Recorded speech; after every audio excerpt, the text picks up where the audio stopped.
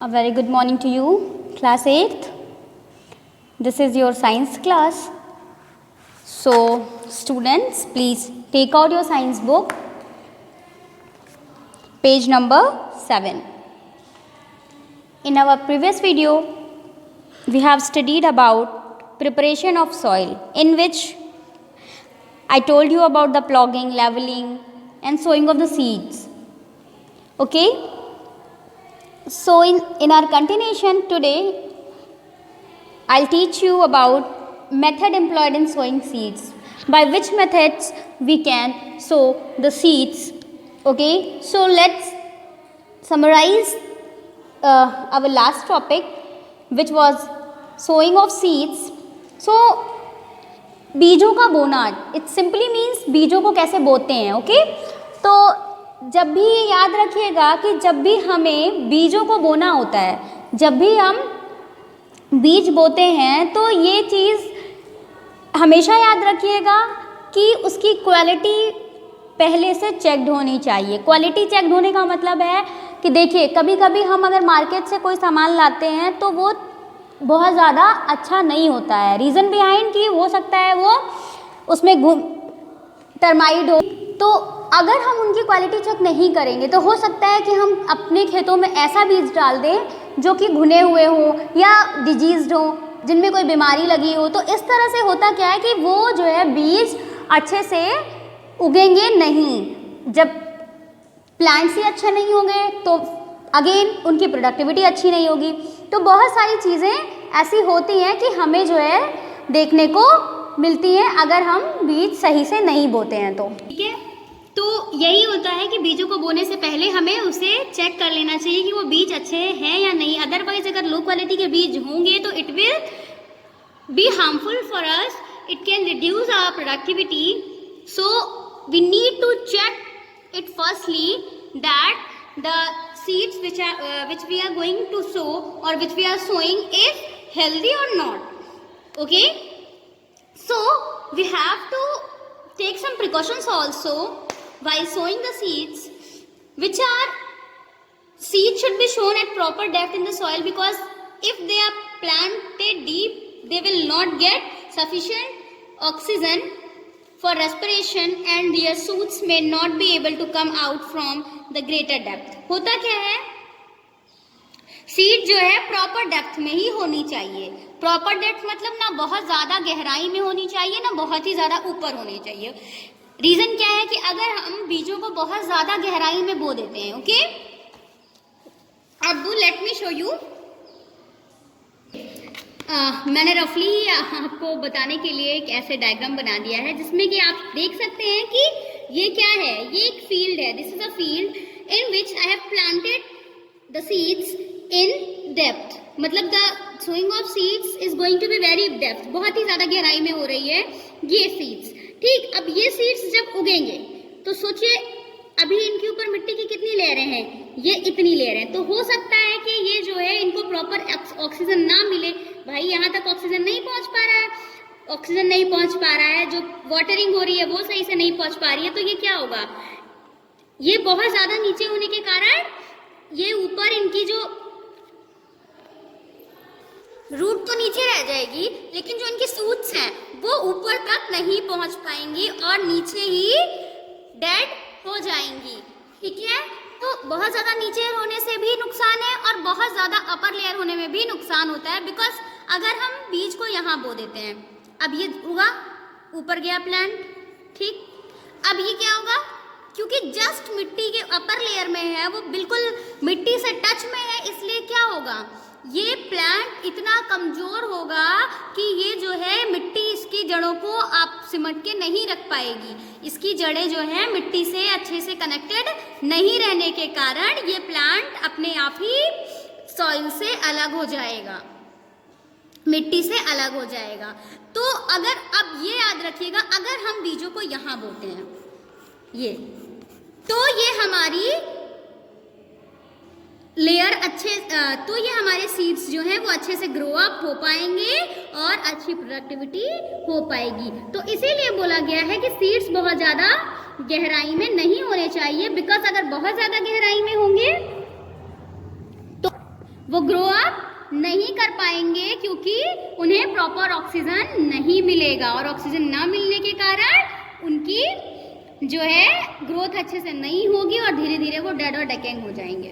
बात देखिए, अगर हम सीड्स को बहुत ज़्यादा अपर लेयर में बो देते हैं तो पहली चीज़ तो उसकी जो है जड़ें मजबूत नहीं रहेंगी। जड़ें अगर मिट्टी में अच्छे से बंधी नहीं होती हैं तो वो आसानी से जो है उखड़ जाता है पौधा, ठीक है। या कोई जानवर अगर जा रहा है खेत में तो वो उसे इजीली खा सकता है। या कभी कभी आपने देखा होगा कि अगर आप कहीं भी अनाज पड़ा हुआ होता है तो बर्ड्स क्या करती हैं, उसे खा जाती हैं। तो अगर हम अपर लेयर पे बीज बोएंगे तो बर्ड्स के थ्रू उनको खाने का चांस ज़्यादा रहता है। मतलब चिड़िया क्या कर सकती है कि बीज ऊपर पड़े हैं तो उन्हें खा जाएगी।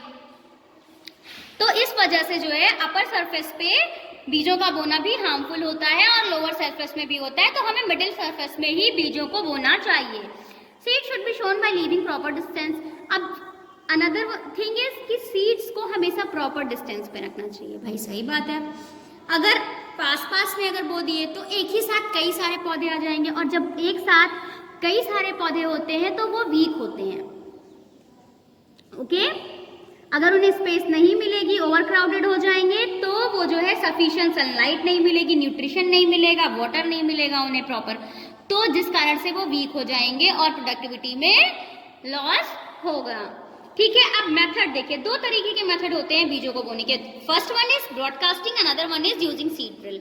ब्रॉडकास्टिंग क्या होता है? जब हम बीजों को फेंक कर मतलब छिड़काव करना या उनका फैलाव करना, मतलब मिट्टी में हाथ से जब हम इस तरीके से, ये आप देख सकते हैं, दैट इज ब्रॉडकास्टिंग। बीजों को क्या करते हैं, स्कैटर किया जाता है। बीजों को जो है उनको मिट्टी में हाथ से फेंक के फैलाया जाता है, तो वो प्रोसेस होता है हमारा ब्रॉडकास्टिंग, ठीक है। इस मेथड में सीड को स्प्रिंकल किया जाता है। This process is not efficient. ये बहुत अच्छा प्रोसेस नहीं होता है क्योंकि ये प्रॉपर स्पेसिंग को इंश्योर नहीं करता। भाई अभी हमने जस्ट ऊपर पढ़ा कि सीड्स के बीच में एक प्रॉपर स्पेस होना चाहिए, प्रॉपर डिस्टेंस होना चाहिए, पर ब्रॉडकास्टिंग में क्या होता है, हम उसका छिड़काव करते हैं, बीजों को हाथ से फेंक कर बोते हैं इस तरीके से। तो जब हमारे हाथ से ढेर सारी मात्रा में बीज जाके जमीन पे गिर रहा है तो इसकी श्योरिटी नहीं होती ना कि वो कहाँ पे बीज ज्यादा गिर रहा है, कहाँ पे कम हो रहा है, ठीक। इसलिए ये बहुत ज्यादा एफिशिएंट नहीं होता है। अब दूसरा है drill, this is seed drill. Seed drill में क्या होता है कि इसमें जो है पाइप लगी होती है जो कि बीजों को जमीन के अंदर एक प्रॉपर प्लेस पे और प्रॉपर डिस्टेंस में बोती है, ठीक है। जैसा कि ऊपर बोल रहा है आपके लास्ट अभी टॉपिक में बोला ना कि उनको एक प्रॉपर डेप्थ में होना चाहिए, तो ये जो सीड ड्रिल होती है वो बीजों को प्रॉपर डेप्थ में एंड विथ प्रॉपर डिस्टेंस बोती है। तो इसलिए ये वाला मेथड जो है वो ज्यादा ही अच्छा होता है। होता क्या है कि इसमें एक मेटल ट्यूब होती है, एक फनल होता है जो कि वो हमारा अटैच्ड होता है। Plough makes furrow along the field and seeds present in seed drill are released in these furrow। वो क्या होता है, एक होल बनाते जाते हैं और उसके बाद सीड्स उसी में अपने आप गिरते चले जाते हैं। तो इसकी वजह से जो है एक प्रॉपर स्पेस मिलता है और एक रो बनती जाती है प्रॉपर डेप्थ में, तो ये हमारा ज्यादा बेनिफिशियल होता है। उसके बाद हम आते हैं मैन्यूर पे और फर्टिलाइजर्स पे। मैन्यूर मतलब खाद वगैरह जो हम खेतों में डालते हैं। देखो आप सभी को पता है कि जिस तरह से हमें न्यूट्रिशन की जरूरत होती है, हमें फलों की जरूरत होती है, भाई हम सिर्फ खाने से तो हमारी बॉडी की ग्रोथ नहीं होती ना, बहुत सारी चीजों की जरूरत होती है जिससे हम हेल्दी बन सके। तो उसी तरह प्लांट्स को हेल्दी होने के लिए या अच्छी प्रोडक्टिविटी के लिए उनको फर्टिलाइजर्स और मैन्यूर की जरूरत होती है, ठीक है। तो जो भी न्यूट्रिशन रिक्वायर्ड होता है उनको उस हिसाब से उनको जो है उनमें मैन्यूर वगैरह डाला जाता है। तो जब कई साल बाद when crops are grown year after years, भाई हर साल एक साल बो रहे हैं, फिर दूसरे साल, फिर तीसरे साल, लगातार इस तरह हम लोग बोते चले जा रहे हैं।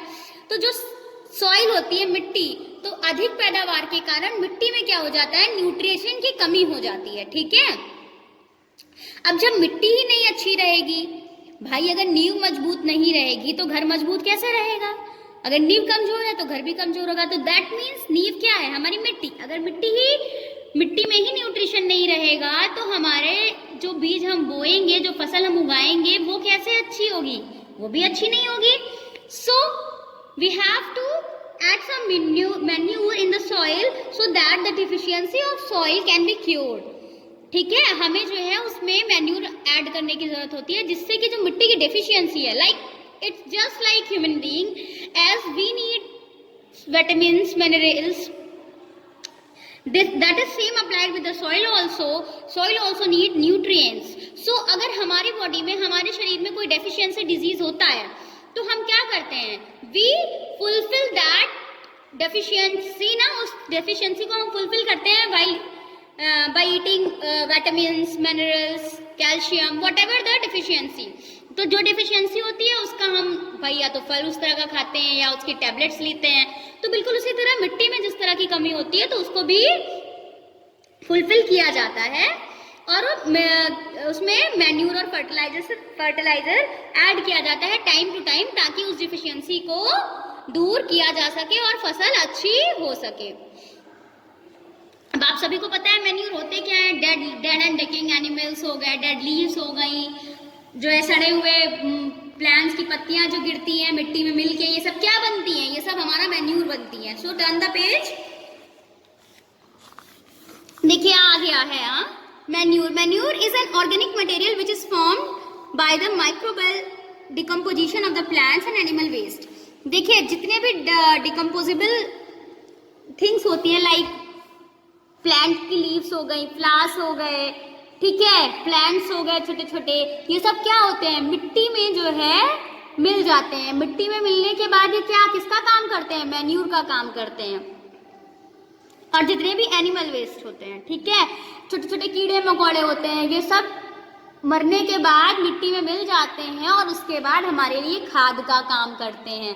बहुत अच्छा मैन्यूर, आपको पता होगा जो गोबर होता है वो बहुत ही अच्छा, काऊ डंग, वो बहुत ही अच्छा मैन्यूर होता है, उससे प्रोडक्टिविटी बहुत अच्छी होती है। इसीलिए बहुत सारे लोग जो है उसे सेव करके रखते हैं और प्लांट्स में डालते हैं, जिससे देखिए प्लांट्स अक्सर आपने देखा होगा कि उसको मिलाने के बाद अगर पौधा सूख रहा होता है तो वो हरा भरा हो जाता है। Compost is a manure made by covering the dead plants and animal waste in a pit with alternative layer of soil. It is also produced by the microorganism action. Compost क्या होता है? कंपोस्ट एक प्रकार का ही खाद होता है जिसमें कि क्या होता है कि एक गड्ढा बनाया जाता है। गड्ढे को बनाने के बाद उसमें डेड प्लांट्स, एनिमल वेस्ट जो भी होता है, एनिमल वेस्ट वही कह सकते हैं, गोबर वगैरह, उस सबको उस गड्ढे में डाला जाता है और डालने के बाद उसमें लेयर लगा दी जाती है, मिट्टी की लेयर डाल दी जाती है और उसके बाद वो कुछ दिन बाद सड़ने के बाद वो तैयार हो जाता है। Fertilisers, these are inorganic chemical substance prepared in the factories. अब जो फर्टिलाइजर्स होते हैं ये जो है हमें कहाँ मिलेंगे? इनकी जो प्रिपरेशन होती है वो फैक्ट्रीज में होती है, ये केमिकल से बने हुए होते हैं। तो 3 प्रकार के केमिकल फर्टिलाइजर्स होते हैं। पहला होता है नाइट्रोजीनियस फर्टिलाइजर्स, दूसरा फॉस्फेटिक होता है और तीसरा पोटेसिक होता है। तो ये जो फर्टिलाइजर्स होते हैं ये नाइट्रोजन, फॉस्फोरस और पोटेशियम में बहुत ज़्यादा रिच होते हैं। इनमें पोटेशियम, नाइट्रोजन और फॉस्फोरस बहुत ज़्यादा पाया जाता है। तो urea is a common nitrogenous fertilisers while superphosphate is a phosphate fertiliser. जो कि यूरिया है वो नाइट्रोजीनियस फर्टिलाइजर है और जो फॉस्फेट है वो फॉस्फेट फर्टिलाइजर है। नेक्स्ट इज, अब हम पढ़ेंगे फर्टिलाइजर और मैन्यूर में डिफरेंस। ओके, फर्टिलाइजर क्या होता है और मैन्यूर क्या होता है? ये जो होता है ये हमारा मैन्यूर, ये हमारा डिकम्पोस्ट मटेरियल से बनता है, चाहे वो एनिमल हो चाहे वो प्लांट वेस्ट हो।